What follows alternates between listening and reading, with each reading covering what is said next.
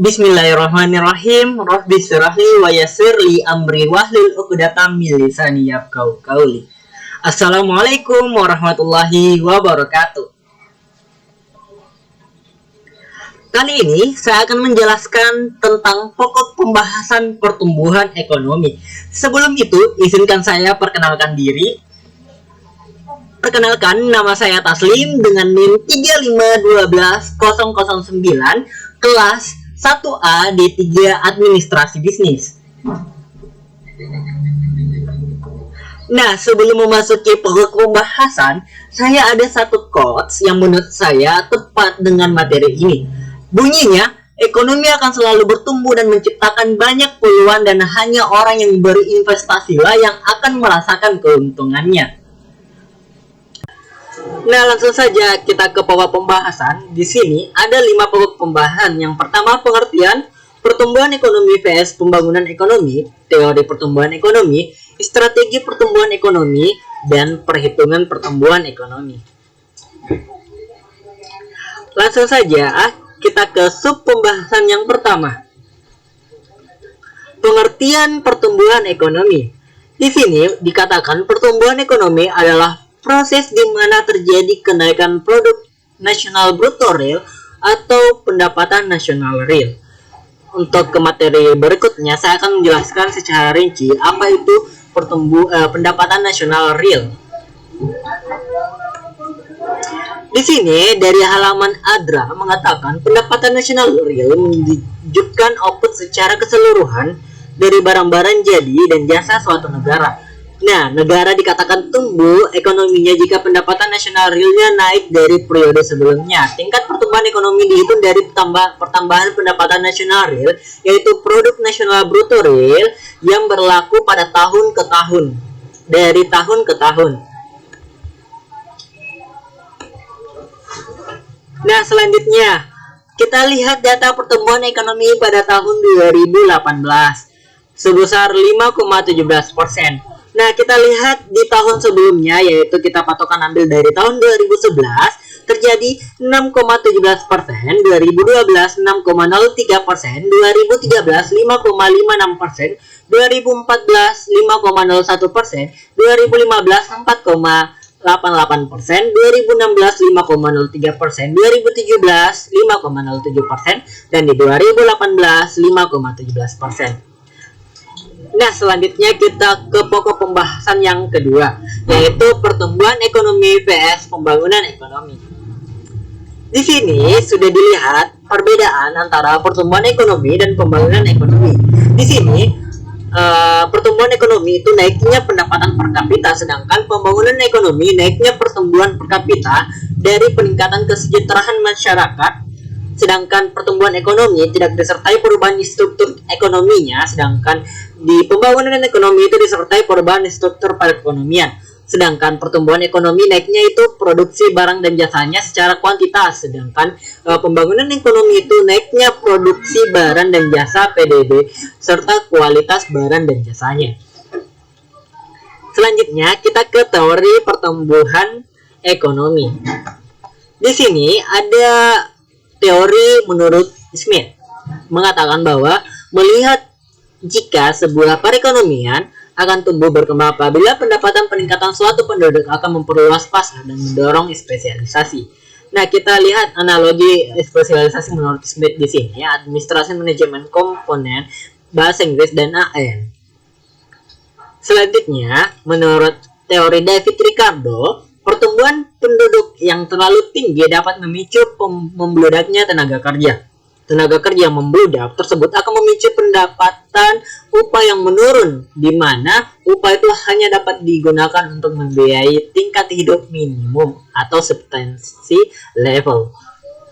Selanjutnya teori Robert Malthus. Di sini dia mengatakan bahwa memakai materi delta atau dan hitungan tersebut sebagai alat untuk mengemukakan bahwa bahan makanan akan bertambah menurut deret hitungan 1, 2, 3, 4 dan seterusnya. Sedangkan jumlah penduduk akan bertambah menurut deret ukur 1, 2, 4, 8, 16 dan seterusnya, itu kelipatan 2.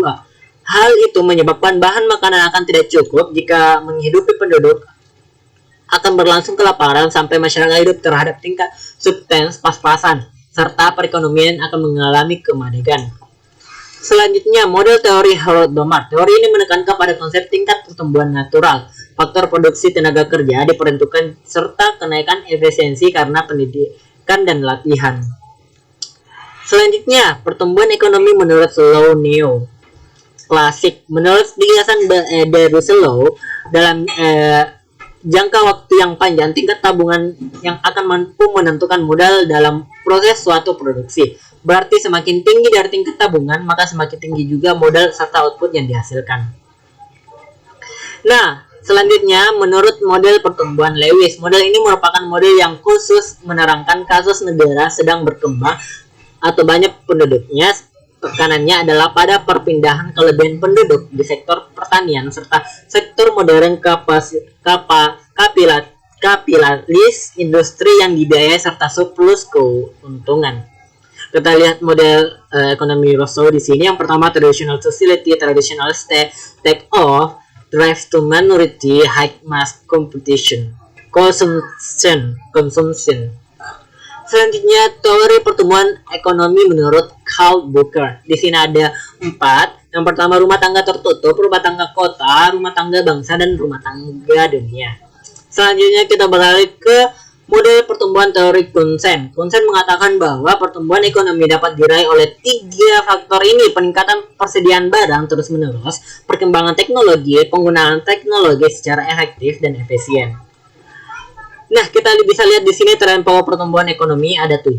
Pertama, pertumbuhan perkembangan tetapi pada tingkat yang lebih rendah dibandingkan pertambahan persediaan modal. Yang kedua, tingkat upah real naik dengan kuat, porsi upah dan gaji terhadap total pengembalian barang modal dalam jangka panjang bergerak sedikit, tingkat pengembalian modal atau bunga real tidak jatuh, terdapat kenaikan dalam rasio modal per output, rasio tabungan terhadap total output nasional stabil, peningkatan produk nasional yang stabil. Nah, kita bisa lihat di sini faktor yang mempengaruhi pertumbuhan ekonomi. Yang pertama, tanah dan kekayaan alam, jumlah dan mutu penduduk, barang modal dan tingkat teknologi, luar pasar dan sikap nasional. Nah, di sini negara berkembang dan faktor pertumbuhan. Yang pertama, tingkat pendapatan rendah sekitar 300 US dollar per kapita per tahunnya, jumlah penduduknya banyak dan pada tingkat pendidikan rakyat rendah, sebagian rakyat bekerja di sektor pertanian, pangan secara tak produktif, kuantitas sumber-sumber alamnya sedikit serta kualitasnya rendah. Nah, bisa kita lihat di sini sub pembahasan selanjutnya, strategi pertumbuhan ekonomi. Di sini ada 2 strategi, industri vs pertanian atau strategi impor dan promosi ekspor. Nah, selanjutnya kita juga harus tahu pertumbuhan ekonomi. Di sini ada cuma satu rumusnya, G itu berlambangkan laju pertumbuhan ekonomi, PDRB 1, PRDB 0. PRDB 1 ini pada suatu tahun, sedangkan PRDRB 0 ini pada tahun sebelumnya. Terus itu dikurangkan PDRB 0 dibagi PDRB 0 dikali 100%. Nah, sebelum saya menutup, saya akan menunjukkan satu video dari pertumbuhan ekonomi di Indonesia saat ini. Kita semua tahu ini pandemi, tapi secara spesifik, apa saja yang sebenarnya menyebabkan pertumbuhan ekonomi Indonesia sampai minus lebih dari 5%? Di sini beritanya kalau kita lihat sampai minus yang dikatakan dari reporter tersebut. Hampir semua faktor pembentuk PDB kita kan turun.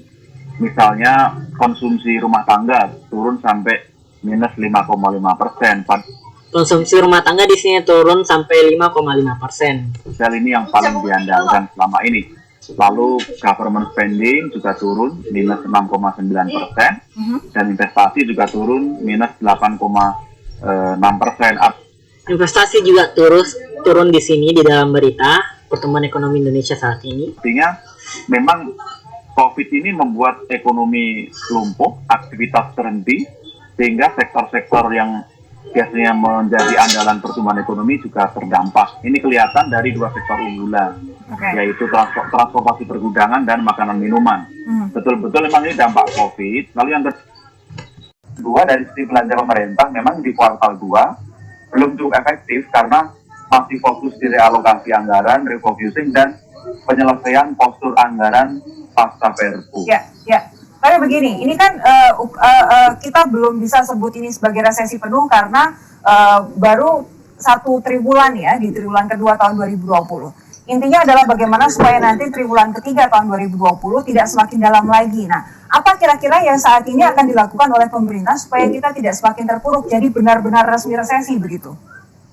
Baik, yang pertama tentu prioritas pada penanganan dampak kesehatan dari COVID. Maka ada Satgas yang diperkuat dengan alokasi anggaran kekuatan yang lebih besar sehingga penanganan COVID lebih efektif. Itu prasyarat atau syarat mutlak bagi pemulihan ekonomi. Yang kedua, secara regulasi sudah selesai APBN ini dikaitkan dengan stimulus fiskal dan sekarang tinggal implementasi. Sejak Juli sudah implementasi dan ketepatan sudah bisa kita lihat. Stimulus yang ditambah, baik bansos yang ada ditambah besarannya dan ditambah ada insentif baru misalnya untuk UKM, ada fund produktif dan yang terakhir untuk pekerja dengan gaji. Nah di sini menyarankan bahwa untuk menambah UMKM untuk lebih banyak lagi. Bawah 5 juta rupiah. Pak Derajat, catatan Anda dong atas kondisi perekonomian saat ini? Nah kita lihat di sini akan menyebutkan catatan kondisi perekonomian di Indonesia. Mungkin catatan pertama himbauan dulu ya. Saya tulis juga di Kompas itu Pak Menteri, Pak Menko, kemudian Gubernur BI, terus bosnya Mas Justinus ya, Bu Menkyu, tolong kalau bisa agak irit untuk bicara prediksi ya, karena selang prediksinya itu terlalu lebar ya, 3,1 sampai 5,1 dan meleset semua, sering berubah-ubah, itu jadi membingungkan bagi para pelaku. Nah di sini prediksinya itu terlalu luas menurut si pembicara pelaku usaha. Jadi sebaiknya agak betul-betul irit ya, apalagi sampai presiden juga mengutip angka 4,3 atau berapa kalau nggak salah itu, dan kemudian meleset semuanya gitu. Jadi ini ini sekedar saran saja, karena kalau kita lihat Alan Greenspan itu sangat irit sekali bicara, karena apa yang dia ucapkan itu akan menjadi acuan bagi pelaku usaha. Itu yang pertama. Terus yang kedua, saya ingin lebih menekankan tolong betul-betul kita maksimalkan penanganan pandeminya. Jadi jangan kita terlalu terobsesi dengan ekonomi ya, pandemi terlupakan, ujungnya nanti ekonomi akan menyedot dana banyak tapi tidak banyak efeknya. Dan ini bukan asumsi atau bukan dugaan. Ini berdasarkan studi-studi yang dilakukan oleh teman-teman yang bekerja di The Fed, bekerja di MIT, para ekonom ini yang melakukan studi, para ekonom, bukan dokter, bukan ahli kesehatan. Bekerja di The Fed, kemudian bekerja di MIT, di University of Cambridge, itu mereka studinya menunjukkan yang pertama, berdasarkan pengalaman pandemi flu tahun 1918, kota-kota di Amerika yang cepat melakukan public health measures, ya, melakukan langkah-langkah kesehatan masyarakat, itu ekonominya lebih cepat pulih, ekonominya cepat meningkat. Kemudian yang kedua, dari kajian hitung-hitungan terhadap input-output analisisnya Amerika, ya, itu kalau penanganan pandeminya itu gagal atau tengah-tengah, itu jatuhnya output, jatuhnya investasi, jatuhnya utilisasi dari kapasitas industri itu bisa 2 kali lipat dibandingkan. Nah, saya bisa tangkap dari kata Bapak si pembicara ini bahwa kita harus betul-betul fokus ke pandemi ini karena sangat berakibat dengan pertumbuhan ekonomi. Bahkan dikatakan di sini bisa menjadi 2 kali lipat turunnya. Jadi di sini katanya di Amerika dia itu memperhatikan memang kesehatan masyarakatnya. Kalau dia lakukan penanganan yang benar ya. Penanganan yang benar itu memang pada saat pertama ketika dilakukan satu lockdown dan PSBB, tapi dengan ada tambahan track and tracing dan tambahan penanganan public health yang betul-betul benar, itu memang akan membuat ekonomi drop dalam. ya. Tapi kemudian dia akan cepat bangkit. Nah, walaupun pas penanganan ini kita terfokusi, tetapi berhasil, tetapi ekonomi ini cepat pulih, kata si pembicara ini. Jadi itu yang saya tangkap, cepat pulih. Kalau kita fokus dulu dalam menangani kasus ini, walaupun sangat drop sekali keturunan ekonomi pada saat kita urus pandemi ini, tetapi setelah itu mudah membaik. Akan lebih rebound, mempunyai recovery huruf P ya. Tapi kalau tidak, recovery-nya itu kayak huruf U nanti, dan ini panjang sekali di bottomnya. Itu buktinya juga ada kan. Cina, walaupun saya nggak suka memakai Cina karena dia pakai negara tirani ya. Tapi Cina drop, lockdown sekali, ekonominya drop, tapi kemudian pulih ya. Taiwan juga demikian, kasusnya bagus. Dia ketika puncak lockdown dan sekarang itu turunnya dikit sekali. Baik. Baik, tanggapan dari Pak Justinus akan disampaikan sama Pak Saudara. Oke guys, itu aja video pada tahun 2020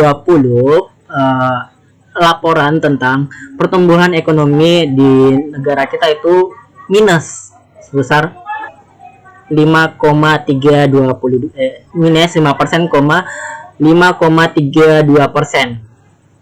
Oke guys, sebelum saya menutup dari materi pertumbuhan ekonomi ini, saya mengutip kata-kata dari Pak Bapak Haritanoe Dijo yang mengatakan bahwa pembangunan infrastruktur harus diimbangi pengembangan kualitas sumber daya manusia agar memaksimalkan ekonomi pertumbuhan lebih cepat.